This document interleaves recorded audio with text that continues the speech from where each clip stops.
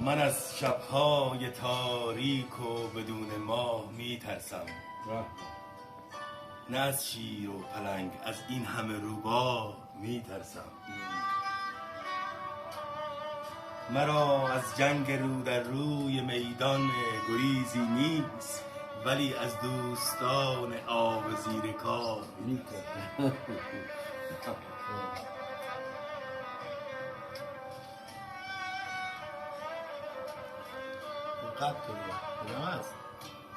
من از صد دشمن دانای لامذهب نمیترسم، من از صد دشمن دانای لامذهب نمیترسم، ولی از زاهد بی عقل ناآگاه میترسم.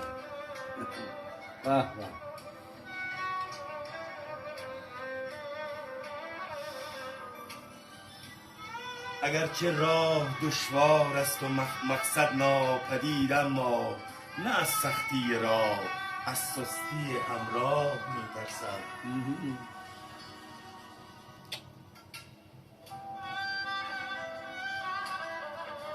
من از تهدیدهای ضمنی ظالم نمیترسم، من از نفرین یک مظلوم از یک آه میترسم.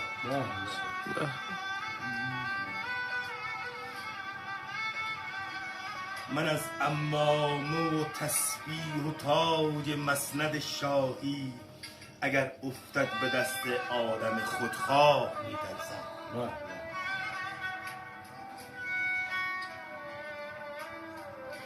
نمیترسم ز درگاه خدای مهربان، اما ز برخی از طرفداران این درگاه میترسم.